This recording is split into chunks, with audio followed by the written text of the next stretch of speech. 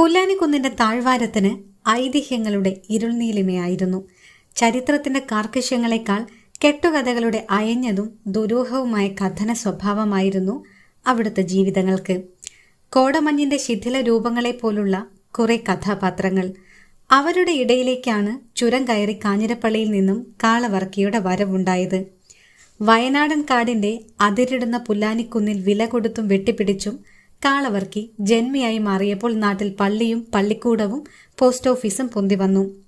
പുല്ലുമേഞ്ഞ കൂരയിൽ വയനാടൻ മഞ്ഞിന്റെയും മഴയുടെയും തണുപ്പകറ്റുന്നതിനിടെ വർക്കിയുടെ ഭാര്യ കത്രീന 9 പെറ്റു. വിതയ്ക്കുന്നത് കൊയ്യുവാൻ കാട്ടുമൃഗങ്ങളോട് പൊരുതേണ്ടി വരുമെന്നറിഞ്ഞ വർക്കി കാഞ്ഞിരപ്പള്ളിയിലെ നാടൻ കൊല്ലന്മാരെ കൊണ്ട് പണിയിച്ച ഗന്ധകക്കുഴലും ഇരുമ്പുണ്ടകളും ആവശ്യത്തിന് കരുതിയിരുന്നു. കാളവർക്കിയുടെ വാറ്റും വെടിയിറച്ചിയും കഴിച്ച പ്രമാണികളൊക്കെ പിന്നീട് പലതും കണ്ടില്ലെന്ന് വച്ചു. കാലം പോകെ വർക്കിയും കത്രീനയും അവരുടെ കഥകളും കർത്താവിൽ നിദ്ര പ്രാപിച്ച് പള്ളിപ്പറമ്പിലെ തറവാട്ട് കല്ലറയ്ക്ക് അഭിമാനശിലകളായെങ്കിലും അയാൾ വിതച്ച വിത്തുകൾ മണ്ണിൽ തലമുറകളായി കിളിച്ചു പൊന്തിയിരുന്നു. അപ്പാപ്പൻ കാടു കയ്യേറി വനവാസികളെ പുകലയും വാറ്റും കൊടുത്ത് വെട്ടിപ്പിടിച്ച ഭൂമിക്ക് നടുവിൽ പടുത്തുയർത്തിയ മണിമാളികയിൽ കൊച്ചുമോൻ അയനിപ്പറമ്പിൽ അവറാച്ചൻ നടത്തുന്ന വിദേശ മദ്യ സൽക്കാരങ്ങളിൽ പങ്കെടുക്കാത്ത രാഷ്ട്രീയ നേതാക്കളില്ല. ചുവപ്പെന്നോ ഖദറിന്റെ വെളുപ്പെന്നോ ഭേദമില്ലാതെ എല്ലാവർക്കും വേണ്ടപ്പെട്ടവനായിരുന്നു അയനിപ്പറമ്പിൽ അവറാച്ചൻ. അപ്പാപ്പൻ കാളവർക്കിയുടെ പാരമ്പര്യം പൂർണ്ണമായും പകർന്നു കിട്ടിയത് അവറാച്ചനായിരുന്നു. ഭൂമി കയ്യേറ്റത്തിനും കള്ളവാറ്റിനുമൊക്കെ പുല്ലാനിക്കുന്നിൽ ഇപ്പോൾ റിയൽ എസ്റ്റേറ്റ് ബിസിനസ്സുമെന്നും വിദേശ മദ്യ വ്യാപാരമെന്നുമൊക്കെ പേരുമാറ്റി എന്നു മാത്രം. മാനന്തവാടിയിലും കോഴിക്കോട് നഗരത്തിലുമൊക്കെ മുതലാളിക്ക് ബാർ ഹോട്ടലുകളുണ്ടത്രേ. പോർച്ചുഗലിൽ പളപള മിന്നുന്ന കാറുകളും ഔട്ട് ഹൗസുകളിൽ പാണ്ഡുരോഗം വന്നവരെ ഓർമ്മിപ്പിക്കുന്ന സായിപ്പും മദാമയും ഒക്കെ എന്നും അതിഥികളായുള്ള അവറാച്ചൻ മുതലാളി പുല്ലാനിപ്പുഴയുടെ തീരം മുതൽ പുല്ലാനിക്കുന്നിന്റെ താഴ്വര വരെയുള്ള രാജ്യത്തിന്റെ ചക്രവർത്തിയായിരുന്നു. കാളവർക്കിയുടെ കാലം മുതൽ 2-3 തലമുറയുടെ മൃഗയാ വിനോദങ്ങൾക്കിരയായ വന്യമൃഗങ്ങളുടെയും ആദിവാസികളുടെയും പിന്മുറക്കാർ പരാജിതരുടെ ഭയത്തോടെയും വണക്കത്തോടെയും അതിജീവനത്തിന്റെ ശേഷിപ്പുകൾ പോലെ ഒതുങ്ങിക്കഴിഞ്ഞു വന്നു. അയനിപ്പറമ്പിൽ അവറാച്ചന്റെ വാരിക്കുഴിയിൽ വീണ കാട്ടാനകളും കാട്ടുപെണ്ണുങ്ങളും അയാളുടെ സ്വത്തായി മാറി. കാട്ടാനക്കൊമ്പുകൾ കടൽ കടന്നുപോയപ്പോൾ എണ്ണമെഴുപ്പുള്ള കരിഞ്ചന്തങ്ങൾ റിസോർട്ടുകളിലെ അവറാച്ചന്റെ അതിഥികൾക്ക് വേറിട്ട കാട്ടുതേൻ രുചികളായി. എതിർത്തവരും ചെറുത്തുനിന്നവരും പുല്ലാനിപ്പുഴയുടെ കയങ്ങളിൽ മുങ്ങിക്കുളിച്ച് കബനിയിലൂടെ ഒഴുകി അതിർത്തി കടന്നു മറഞ്ഞു. എങ്കിലും പുല്ലാനിപ്പുഴയോരത്തെ കുടിലിൽ കാട്ടുപെണ്ണുങ്ങളുടെ പേരെടുത്തും മലയടിവാരത്തിൽ വെട്ടിച്ചുട്ട കാട്ടുകരിമണ്ണിൽ തിന വിതച്ചും കൊയ്തും തലമുറകളെ കണ്ട മാരിമുത്തിക്ക് കണ്ണു മങ്ങിയെങ്കിലും കാതുകൊണ്ട് കണ്ടും കേട്ടും ജീവിച്ചു പോന്നു. വരത്തന്മാർ കാടു തീണ്ടുന്നതും കാട്ടുജന്തുക്കൾ ഗതിയില്ലാതെ നാട്ടിൽ അലയുന്നതും വെടികൊണ്ട് പരലോകം പോകുന്നതുമെല്ലാം കാട്ടുമുത്തി അറിയുന്നുണ്ടായിരുന്നു. കൊച്ചുമകൻ ബൊമ്മന്റെ കുടിലിൽ അന്തിയുറങ്ങാനെത്തുമെങ്കിലും പകൽ മുഴുവൻ കാട്ടിലലഞ്ഞും തിരിഞ്ഞും 90 വർഷങ്ങളായുള്ള അവരുടെ ജൈവചോദനകൾക്കനുസരിച്ച് ജീവിച്ചു പോന്നു. ബൊമ്മന്റെ പെണ്ണ് വള്ളി അനത്തിക്കൊടുക്കുന്ന കഞ്ഞിയും വെള്ളവും മൂന്തി പുകയിലയും തിന്നു കിടന്നാൽ കാട്ടാന കുടില് പൊളിച്ചാലും മാരിത്തള്ള അറിയുമായിരുന്നില്ല. എങ്കിലും ബൊമ്മന് മുത്തി ഒരു സഹായമായിരുന്നു. അവറാച്ചൻ മുതലാളിയുടെ ബലം കൈയായിരുന്ന അയാൾക്ക് കാട്ടിനുള്ളിലെ ഊടുവഴികളും ഒളിയിടങ്ങളും ആനത്താരയുമെല്ലാം ഹൃദിസ്ഥമായിരുന്നതുകൊണ്ട് പലപ്പോഴും കുടിലിൽ വരാൻ കഴിയാറില്ല. കാട്ടിനുള്ളിലെ അവറാന്റെ കഞ്ചാവ് തോട്ടത്തിന് കാവൽ കിടക്കുന്നതും അവറാന്റെ രാത്രികാല നായാട്ടുകൾക്ക് തുണ പോകുന്നതുമെല്ലാം ബൊമ്മനായിരുന്നു. തന്റെ പെണ്ണിന് തുണയായി കുടിലിൽ മുത്തിയുണ്ടെന്ന ധൈര്യത്തിലായിരുന്നു ബൊമ്മൻ കാട് കയറിയിരുന്നത്. അവറാച്ചൻ മുതലാളിയുടെ കൂപ്പിലെ ജോലിക്കാരൻ എന്നാണ് ബൊമ്മൻ അറിയപ്പെട്ടിരുന്നതെങ്കിലും സത്യത്തിൽ ഉൾക്കാട്ടിലെ കഞ്ചാവ് തോട്ടങ്ങൾ കാട്ടാന നശിപ്പിക്കാതെ കാക്കുക എന്നതായിരുന്നു അയാളുടെ മുഖ്യ പണി. കഞ്ചാവ് വാറ്റിയെടുക്കുന്ന ഉഗ്രവീര്യമുള്ള മരുന്ന് വാങ്ങാനാണ് സായിപ്പും മദാമയുമൊക്കെ അയനിപ്പറമ്പിലെ അതിഥികളായി എത്തുന്നതെന്ന് അയാൾക്കറിയാമായിരുന്നു. പോലീസ് സാറന്മാരോ ഫോറസ്റ്റ് സാറന്മാരോ ഒന്നും അവറാച്ചന്റെ കാട്ടുകൃഷിക്ക് തടസ്സം നിന്നില്ല. എന്നാൽ ആ ഇടയ്ക്ക് മൈസൂർ കാടുകളിൽ നിന്നെങ്ങോ കൂട്ടം തെറ്റി വന്ന ഒരു പിടിയാന കഞ്ചാവ് തോട്ടത്തിലിറങ്ങുന്നത് ബൊമ്മന് തലവേദനയായി. പാട്ടകുട്ടിയും പടക്കമെറിഞ്ഞു ഓടിച്ചാൽ 2 ദിവസത്തേക്ക് മാറി നിന്നാലായി. കഞ്ചാവ് ചെടികൾ ആന തിന്നില്ലെങ്കിലും ചവിട്ടി നശിപ്പിക്കുമെന്നതാണ് പ്രശ്നം. കൊമ്പനായിരുന്നെങ്കിൽ മുതലാളി നേരിട്ടെത്തി പരിഹാരമുണ്ടാക്കുമെന്ന് ബൊമ്മനറിയാം. അങ്ങനെ പരിഹാരമുണ്ടാക്കിയതിന്റെ നിരവധി ശേഷിപ്പുകൾ മുതലാളിയുടെ ഔട്ട് ഹൗസിനോട് ചേർന്നുള്ള വിറകുപുരയിൽ വിറകുകൾക്കിടയിൽ അട്ടിവച്ചിരിക്കുന്നത് അയാൾക്കറിയാമായിരുന്നു.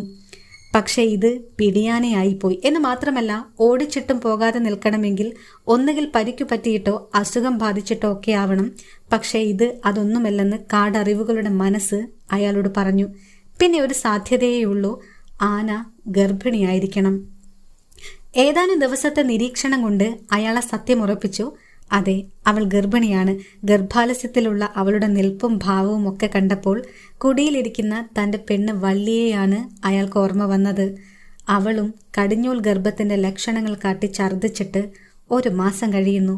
താൻ ഒരച്ഛനാകാൻ പോകുന്നുവെന്നറിഞ്ഞപ്പോഴുണ്ടായ അതേ സന്തോഷം അയാളിൽ ഒരിക്കൽ കൂടി മുട്ടിട്ടു.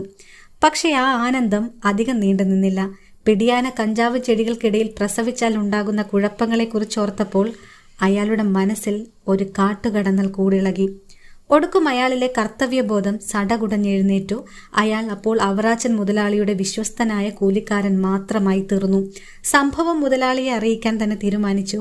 കഞ്ചാവ് കൃഷിക്കുള്ളിൽ ആന പ്രസവിച്ചാൽ ഉറപ്പായിട്ടും മറ്റാനക്കൂട്ടങ്ങൾ അവിടെ എത്തിച്ചേരും. പിന്നെ വർഷം മുഴുവൻ താൻ കാവൽ കിടക്കുന്ന കൃഷിഭൂമി തരിശു നിലമാകാൻ അധികം താമസമുണ്ടാകില്ല. മുതലാളിയുടെ കൃഷിയും തൻ്റെ പണിയും അതോടെ നിൽക്കും. വള്ളിയുടെ പേരിന് ഇനിയും മാസങ്ങളുണ്ടെങ്കിലും പണി പോയാൽ കാശിന് എന്തു ചെയ്യുമെന്ന ചിന്ത അയാളെ അതിവേഗം അയനിപ്പറമ്പിലെ അവറാച്ചൻ മുതലാളിയുടെ മാളിക വീടിന്റെ മുന്നിലെത്തിച്ചു. എന്താണ് ബൊമ്മ, നിനക്ക് കൂപ്പി പണിയൊന്നുമില്ലേ? മുതലാളി ഗൗരവം കൊണ്ടു. ഒണ്ടേ. ബൊമ്മൻ തലചൊറിഞ്ഞ് വിനീതനായി. അവന്റെ മട്ടും ഭാവവും കണ്ടപ്പോൾ ഗൗരവമായി എന്തോ പറയാനുള്ളതുപോലെ അവറാച്ചന് തോന്നി. അയാൾ അതിഥികളുടെ ഇടയിൽ നിന്ന് സൂത്രത്തിൽ വഴുതിമാറി ബൊമ്മനുമൊത്ത് തൊടിയിലേക്കിറങ്ങി. കൃഷിപ്പണിക്കാര്യമെന്തോ ചർച്ച ചെയ്യുകയാണെന്ന മട്ടിൽ ചുറ്റി നടക്കുന്നതിനിടയിൽ കാട്ടിനുള്ളിലെ കൃഷിഭൂമിയിലെ ഒഴിഞ്ഞു പോകാത്ത അതിഥിയെക്കുറിച്ച് ബൊമ്മൻ മുതലാളിയോട് ഉണർത്തിച്ചിരുന്നു. അവറാച്ചൻ മുള്ളുമുരിക്കിൽ പടർന്നു കയറി കാഴ്ച കിടക്കുന്ന കുരുമുളക് ചെടിയിലെ ഇലയിൽ നിന്ന് ഒരു പുഴുവിനെ എടുത്തു കളഞ്ഞുകൊണ്ടാണ് മറുപടി പറഞ്ഞത്. തൽക്കാലം വെടിവെക്കണ്ട. പിടിയാനെ വെടിവെച്ചിട്ട് നമുക്കെന്ത് ലാഭം? കഷ്ടകാലത്തിന് ഏവനെങ്കിലും പിടിച്ചാൽ കേസും കൂട്ടവും ബാക്കി. അതുകൊണ്ട് ഏറുമാടത്തിലെ വീര്യം കൂടിയ പടക്കമൊന്ന് പൈനാപ്പിളിൽ വെച്ചുകൂട്. അതാകുമ്പോൾ ഉൾക്കാട്ടിൽ എവിടെയെങ്കിലും പോയി കിടന്ന് ചത്തോളും. നമുക്ക് പൊല്ലാപ്പുണ്ടാവുകയില്ല. തികച്ചും നിർവികാരമായാണ് മുതലാളി അത് പറഞ്ഞതെങ്കിലും ബൊമ്മനിൽ അത് പാപബോധത്തിന്റെ ഞെടുക്കമായാണ് പ്രതിധ്വനിച്ചത്. ആനയ്ക്ക് ഗർഭമുള്ളോണ്ട് ബൊമ്മൻ തന്റെ സഹജവാസനകളാൽ തടസ്സവാദം ഉന്നയിച്ചെങ്കിലും പതിവ് പോലെ പരാജയപ്പെടുകയാണുണ്ടായത്. ഗർഭം കാട്ടാനയ്ക്കല്ലേ, അല്ലാതെ നിന്റെ പൊണ്ടാട്ടിക്കല്ലല്ലോ.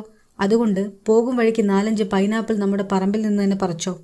പൈനാപ്പിൾ തുരന്ന് പടക്കം വെച്ചതും അത് കൊടുങ്കാട്ടിലെ ഏറുമാടത്തിലെത്തിച്ചതുമൊക്കെ അവറാച്ചന്റെ വിശ്വസ്ത കിങ്കരന്മാരായിരുന്നു. ആന പൈനാപ്പിൾ കടിച്ചാലുണ്ടാകുന്ന ഭവിഷ്യത്തുകളെക്കുറിച്ചോർത്തപ്പോൾ ബൊമ്മൻ ഖിന്നനായെങ്കിലും മുതലാളിയുടെ കൽപ്പന അനുസരിച്ചില്ലെങ്കിൽ ഉണ്ടാകുന്ന പ്രശ്നങ്ങൾ അയാളെ അടിയാളന്റെ വിശ്വസ്തതയിൽ അഭയം തേടാൻ പ്രേരിപ്പിച്ചു. കൊടുങ്കാട്ടിലെ ആനത്താരകളിൽ പൈനാപ്പിൾ വയ്ക്കുമ്പോൾ അയാൾ അകമഴിഞ്ഞ് വള്ളിയൂർക്കാവിൽ അമ്മയോട് പ്രാർത്ഥിച്ചത് ആന വന്ന് എടുക്കരുതേ എന്നായിരുന്നുവെങ്കിലും 2-ാം നാൾ അർദ്ധരാത്രിയിൽ ഉഗ്രസ്ഫോടന ശബ്ദത്തിൽ അയാൾ കിടന്നുറങ്ങിയ ഏറുമാടം കിടുങ്ങി വിറച്ചു.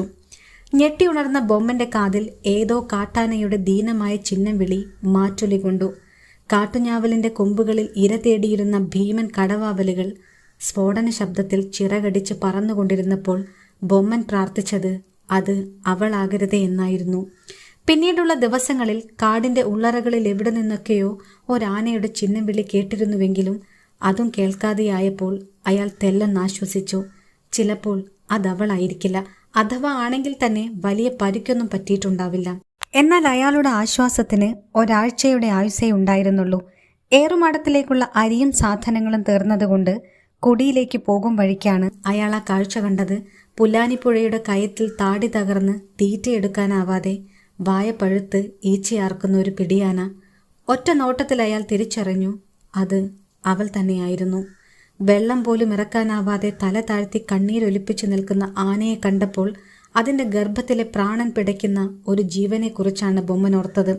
തൻ്റെ വള്ളിയുടെ ഉദരത്തിൽ വളരുന്ന കടിഞ്ഞൂൽ ജീവനെക്കുറിച്ചുള്ള ചിന്ത പെട്ടെന്നാണ് അയാളുടെ മനസ്സിലേക്ക് ഇരച്ചു കയറിയത്. പിന്നെ ഒരു നിമിഷം അയാൾക്കവിടെ നിൽക്കാൻ കഴിഞ്ഞില്ല. ഒരു കുറ്റവാളിയുടെ സംഭ്രമത്തോടെ അയാൾ ഓടുകയായിരുന്നു.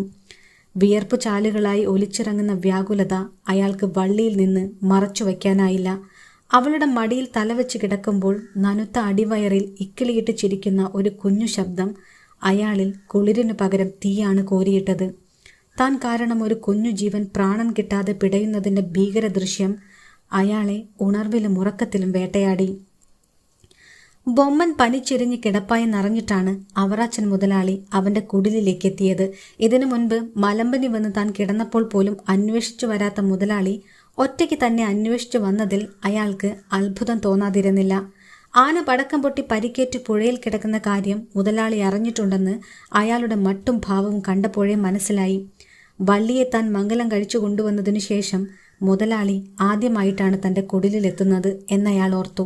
ബൊമ്മനോട് സുഖവിവരം തിരക്കുമ്പോഴും മുതലാളിയുടെ കണ്ണുകൾ വള്ളിയെ ഉഴുതുമറിക്കുന്നത് അയാളിൽ ഈറ വെട്ടും പോലെ ഈർഷ്യയുണ്ടാക്കി. ചെടി നട്ട് നനച്ച് പാകമായി വരുന്നേയുള്ളൂ, ഇപ്പ കാത്തില്ലെങ്കിൽ എല്ലാം പോക്ക. ആന പടക്കം കടിച്ചതിന് നീ കുടിലിൽ പനിച്ചു കിടന്നാൽ കാട്ടിലെ കാര്യം ആര് നോക്കാനാണ്? അത് പറയുമ്പോൾ മുതലാളിയുടെ കണ്ണുകൾ കൊതുകു ചോര കുടിക്കും പോലെ വള്ളിയിൽ പറ്റിപ്പിടിച്ചിരിക്കുന്നത് ബൊമ്മൻ കാണാതിരുന്നില്ല. എന്റെ വള്ളിയൂർക്കാവിലമ്മേ, എനിക്കിതൊന്നും കാണാൻ വയ്യേ. ഏതോ മഹാപാപി വച്ച പടക്കം തിന്ന പിടിയാന പുല്ലാഞ്ഞിക്കയത്തിൽ ചത്തുപൊന്തി കിടക്കുന്നേ. മുത്തി നിലവിളിച്ചുകൊണ്ട് കുടിലിലേക്ക് വന്നതും അവറാച്ചൻ മുതലാളി പിന്നവിടെ നിന്നില്ല. ബൊമ്മൻ ഇടിവെട്ടേറ്റവനെ പോലെ തരിച്ചിരുന്നു. കുറ്റബോധം അയാളുടെ സമനില തന്നെ തെറ്റിച്ചിരിക്കുന്നു. ഒരാഴ്ചത്തേക്ക് അയാൾ കുടിക്ക് പുറത്തിറങ്ങിയില്ല. ആനയുടെ ജഡം കാട്ടിലെവിടെയോ പോസ്റ്റ്മോർട്ടം ചെയ്ത് ദഹിപ്പിച്ചതും ആന പൂർണ്ണ ഗർഭിണിയായിരുന്നുവെന്ന വിവരം നാട്ടിൽ പരന്നതുമെല്ലാം ബൊമ്മൻ അറിയുന്നുണ്ടായിരുന്നു. പോലീസിന്റെയും ഫോറസ്റ്റിന്റെയും പതിവ് പോലുള്ള അന്വേഷണങ്ങൾ ഉണ്ടായാലും അതൊന്നും അവറാച്ചൻ മുതലാളിയുടെ അയനിപ്പറമ്പിലെ ബംഗ്ലാവിന്റെ മുറ്റത്തേക്ക് എത്തില്ലെന്ന് ബൊമ്മൻ അറിയാമായിരുന്നു. അതുകൊണ്ട് തന്നെ തനിക്കും ഭയക്കാനൊന്നുമില്ലെന്ന് നിശ്ചയമുണ്ടായിരുന്നുവെങ്കിലും ഗർഭിണിയായ ഒരു സാധുജീവിയെ പടക്കം വച്ച് പട്ടിണിക്കിട്ട് കൊന്നതിൽ താനും പങ്കാളിയാണെന്ന കുറ്റബോധം അയാളെ വേട്ടയാടിയിരുന്നു. ഇനി എന്തു തരാമെന്ന് പറഞ്ഞാലും അവറാച്ചൻ മുതലാളിയുടെ പണിക്ക് പോകണ്ടെന്ന് പറഞ്ഞത് വള്ളിയായിരുന്നു. അതാണ് ശരിയെന്ന് അയാൾക്കും തോന്നാതിരുന്നില്ല. അതുകൊണ്ടാണ് മുതലാളി ആളെ വിട്ട് വിളിപ്പിച്ചിട്ടും അയാൾ ബംഗ്ലാവിലേക്ക് പോകാതിരുന്നത്. മഴ തോർന്ന് നിലാവ് പൊടിയുന്ന സന്ധ്യയിലാണ് അയാൾക്ക് പുല്ലാനിപ്പുഴയിൽ പോയി ഒന്ന് മുങ്ങിക്കുളിച്ചാലോ എന്ന് തോന്നിയത്. മുത്തിയമ്മ കുടിയിലുള്ള ധൈര്യത്തിൽ അയാൾ പുല്ലാനിക്കയത്തിന്റെ കരയിലെ പാറയിൽ പോയി മാനത്ത് കണ്ണു നട്ട് അല്പസമയം മലർന്നു കിടന്നു. നാലു ചുറ്റിലും പതഞ്ഞൊഴുകുന്ന പുഴ. ഗന്ധങ്ങൾ അയാൾക്കറിയുന്നതുപോലെ ആ നാട്ടിൽ മറ്റാർക്കാണ് അറിയുന്നത്? പരിസരത്തെവിടെയോ ഒരു കാട്ടാനയുടെ സാന്നിധ്യം അയാളുടെ ഇന്ദ്രിയങ്ങൾ ആവാഹിച്ചു കഴിഞ്ഞിരുന്നു. പെട്ടെന്നാണ് പുഴയിൽ ആന വെള്ളം കുടിക്കുമ്പോൾ ഒരു ശബ്ദം അയാളുടെ കാതിൽ വന്നടിച്ചത്. അയാൾ പിടഞ്ഞെഴുന്നേൽക്കുമ്പോൾ കേട്ട ചിഹ്നം വിളി അയാൾക്ക് മുന്നേ പരിചിതമായിരുന്നതുപോലെ തോന്നി. നിലാവിന്റെ നിഴലും വെളിച്ചവും നിർത്തിയ കാഴ്ചയുടെ പ്രഹേളികയിൽ തൊട്ടുമുന്നിൽ അയാൾ കണ്ട ദൃശ്യം അയാളെ സ്തംഭിപ്പിച്ചു കളഞ്ഞു. പുല്ലാനിക്കയത്തിലേക്കിറങ്ങി നിലാവിൽ കുളിച്ചു നിൽക്കുന്ന ഒരു പിടിയാന. അതെ, അതവൾ തന്നെയായിരുന്നു. ഒരു മാസം മുൻപ് പടക്കം കടിച്ച് പുഴയിൽ ചരിഞ്ഞ പിടിയാന.